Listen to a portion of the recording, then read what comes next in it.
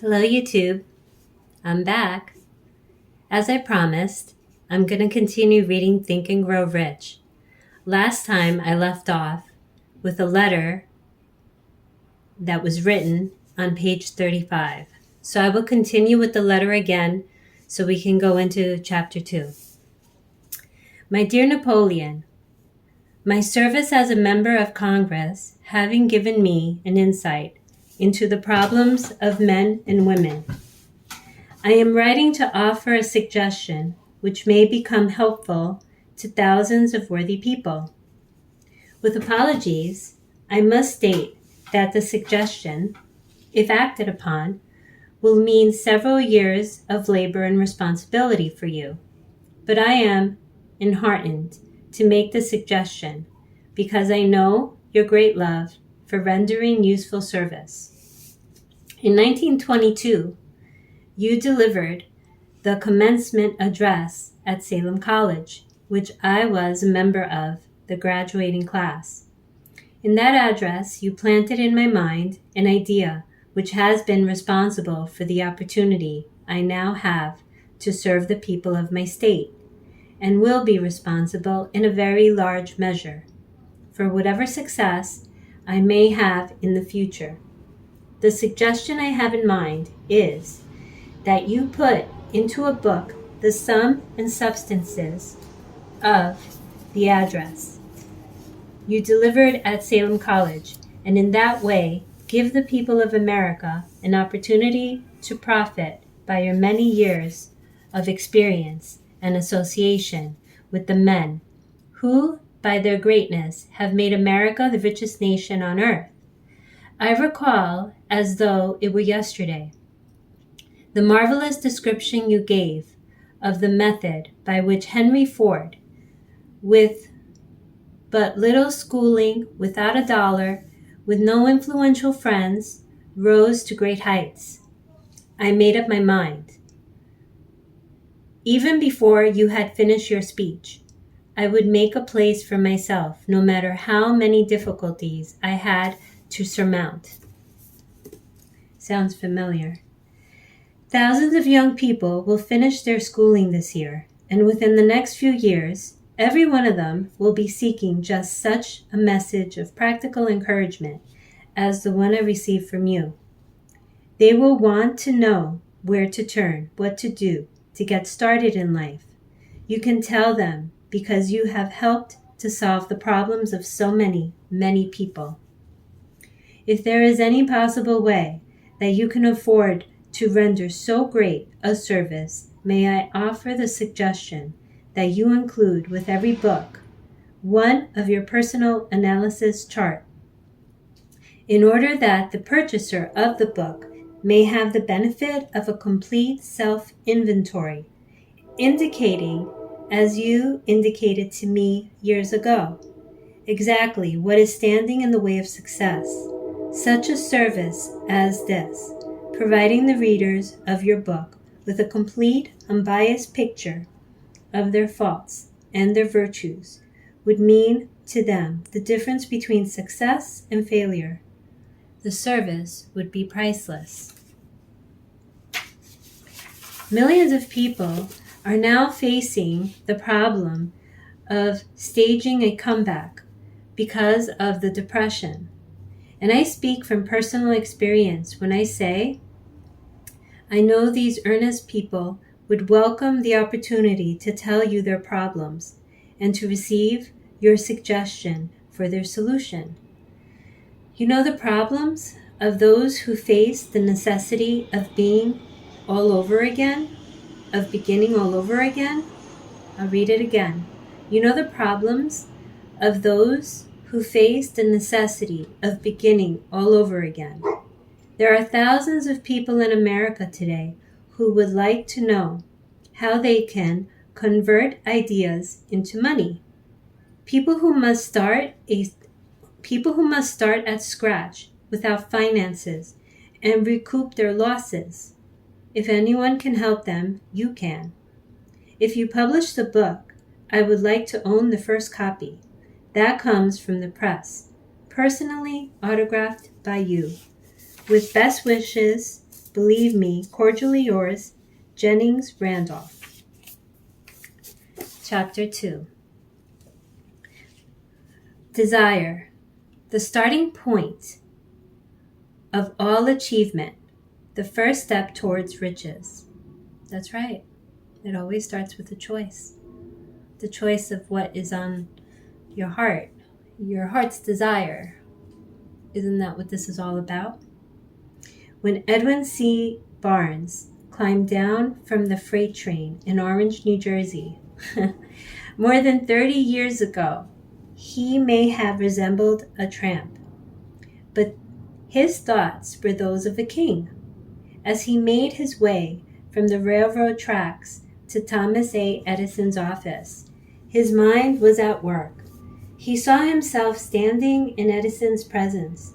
He heard himself asking Mr. Edison for an opportunity to carry out the one consuming obsession of his life, a burning desire to become the business associate of the great inventor. Barnes' desire was not a hope. It was not a wish. It was a keen, pulsating desire which transcended everything else. It was definite. The desire was not new. When he approached Edison, it had been Barnes' dominating desire for a long time. In the beginning, when the desire first appeared in his mind, it may have been probably was only a wish, but it was not a mere wish when he appeared before Edison with it. A few years later, Edwin C. Barnes again stood before Edison in the same office where he first met the inventor. This time his desire has been translated into reality. He was in business with Edison. The dominating dream of his life had become a reality. Today, people who know Barnes envy him because of the break life yielded him. They see him in the days of his triumph without taking the trouble to investigate the cause of his success. Barnes succeeded because he chose a definite goal, placed all his energy, all his willpower, all his effort, everything back of the goal. He did not become the partner of Edison the day he arrived. He was content to start in the most menial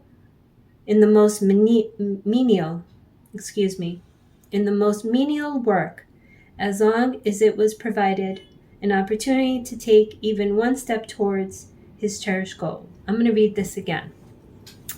Barnes succeeded because he chose a definite goal, placed all his energy, all his willpower, all his effort, everything back of that great goal.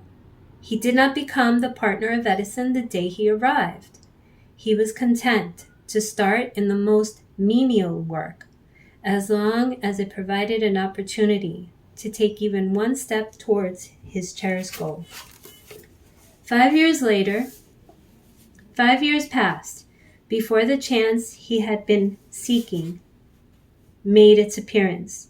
During all those years, not one ray of hope, not one promise of attainment of his desire had been held out to him, to everyone except himself. He appeared only another cog in the Edison business.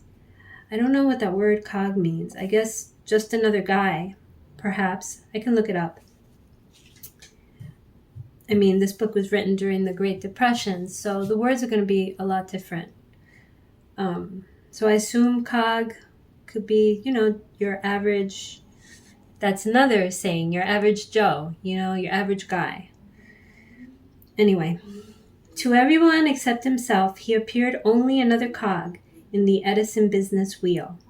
But in his own mind, he was the partner of Edison every minute of the time, from the very day that he first went to work there.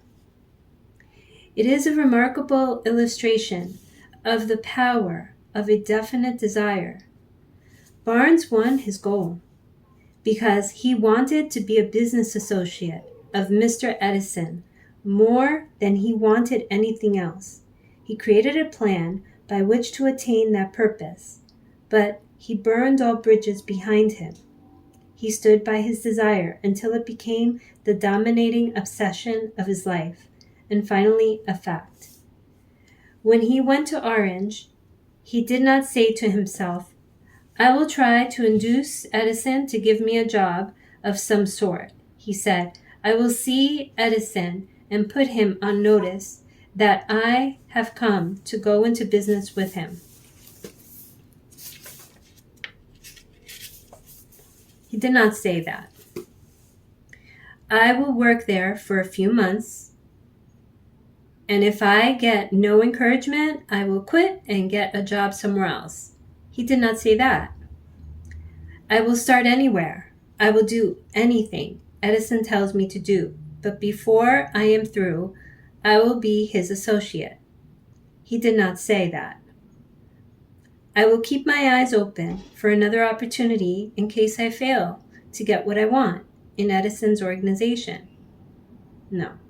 He said, "There is but one thing in this world that I am determined to have, and that is a business association with Thomas A. Edison. I will burn all bridges behind me and stake my entire future on my ability to get what I want." He left himself no possible way to retreat. He had to win or perish. That is all there is to the Barnes story of success. A long while ago, a great warrior faced a situation which made it necessary for him to make a decision, which ensured his success on the battlefield. He was about to send his armies against a powerful foe, whose men,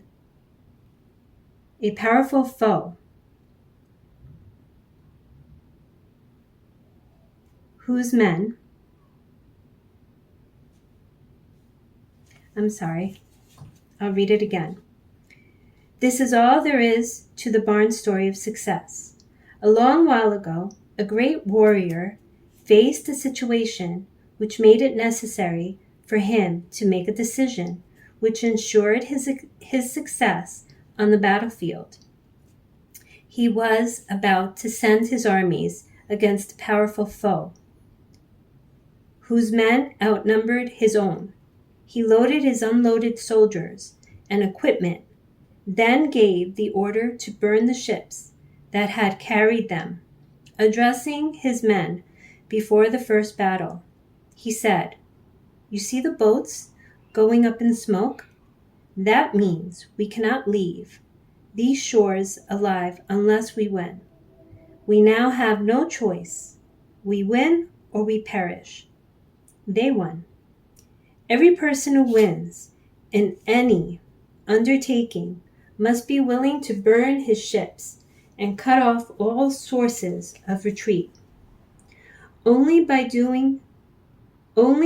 so doing can one be sure of maintaining the state of mind known as a burning desire to win, essential to success. The morning after the Great Chicago Fire, a group of merchants stood on State Street, looking at the smoking remains of what had been their stores. They went into a conference to decide if they would try to rebuild or leave Chicago and start over in a more promising section of the country. They reached a decision, all except one, to leave Chicago. The merchant who decided to stay and rebuild pointed a finger at the remains of his store and said, "Gentlemen, on that very spot, I will build the world's greatest store, no matter how many times it may burn down." That was more than 50 years ago. The store was built. It stands there today, a towering monument to the power of that state of mind, known as a burning desire. The easy thing for Marshall Field to have done would have been exactly what his fellow merchants did. When the going was hard and the future looked dismal, they pulled up and went where the going seemed easier.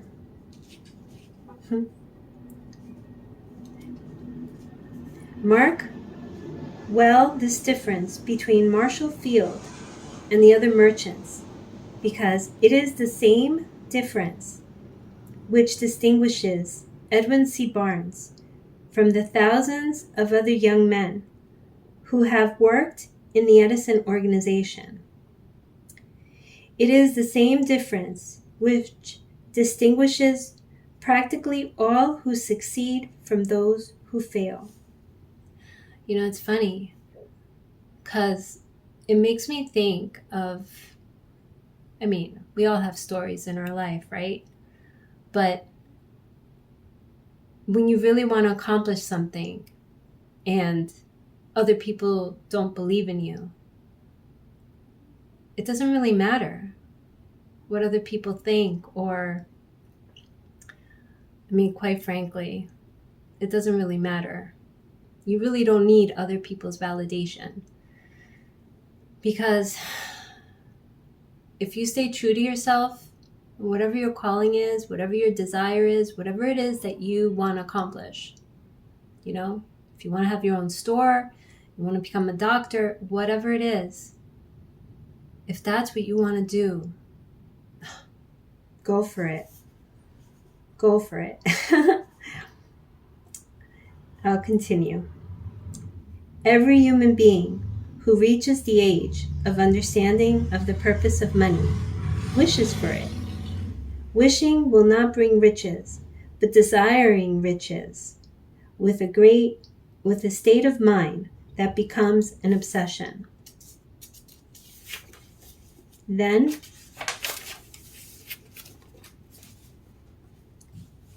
planning definiteness ways and means to acquire riches, and backing those plans with persistence, which does not recognize failure, will bring riches. The method by which desire for riches can be transmuted into its financial equivalent consists of 6 definite practical steps. First step, fixing your mind the exact amount of money you desire. It is not sufficient merely to say, I want plenty of money. Be definite as to the amount. There is a psychological reason for definiteness, which will be described in a subsequent chapter. Second, determine exactly what you intend to give in return for the money you desire. There is no such reality as something for nothing. Third, establish a definite date when you intend to possess the money you desire. Fourth, create a plan for carrying out your desire and begin at once, whether you are ready or not, to put this plan into action. Write out a clear, concise statement of the amount of money you intended to acquire. Name the time limit for its acquisition. State what you want. State what you intend to give in return for the money, and describe clearly the plan through which you intend to accumulate it. Sixth, read your written statement aloud, twice daily. Once just before going to sleep, and once after waking up in the morning. Make sure you do it as soon as you wake up. Don't go to the phone. Go straight to your definite chief purpose, written on your paper. As you read, see and feel and believe yourself already in possession of the money. It is important that you follow the instructions described in these 6 steps. It is especially important that you observe and follow the instructions in the 6th paragraph. You may complain that it is impossible for you to see yourself in possession of money before you actually have it. Here is where a burning desire will come to your aid. If you truly desire money so keenly, and your desire is an obsession, you will have no difficulty in convincing yourself that you will acquire it. The object is to want money and to become so determined to have it that you convince yourself you will have it. Only those who become money conscious ever accumulate great riches. Money consciousness means that the mind has become so thoroughly saturated with the desire for money that one can see oneself already in possession of it. Okay, I will stop here. But as a recap, let's go back. First, you're going to fix your mind the exact amount of money you desire. It is not sufficient merely to say, I want plenty of money. So, as it is stated, it says here, be definite as to the amount. So get yourself an index card and write down the amount of money that you want to make, whether it's weekly, monthly, yearly. Think big and write it down. Okay? That would be the first one. And obviously, when you write it down, there's this thing called the reticulating activating system. When you keep repeating it, it'll show up. But anyway, I'm getting ahead of myself. Okay, second, determine exactly what you intend to give in return for the money you desire. There is no such reality as something for nothing. So, you make a certain amount of money and, you want to donate to a school or a cause or a family member. I mean, it's your choice. Whatever that purpose is, it has a lot of meaning behind it. So it's your decision. Okay, then, third, establish a definite date when you intend to possess the money you desire. In other words, nothing is impossible. And say you wanted this to appear in a year, then write that down. 3 months, write that down. Only you know. Okay, fourth, create a definite plan for carrying out your desire and begin at once, whether you are ready or not, to put this plan into action. Say you want to become a barber and you want to have your own barber shop. Well then, write down your plan. These are just examples. Okay? Fifth, write out a clear, concise statement of the amount of money you intend to acquire. Name the time limit for its acquisition. State what you intend to give in return for the money, and describe clearly the plan through which you intend to accumulate it. So, whatever it is, make sure you write this all down and how you are going to make your money.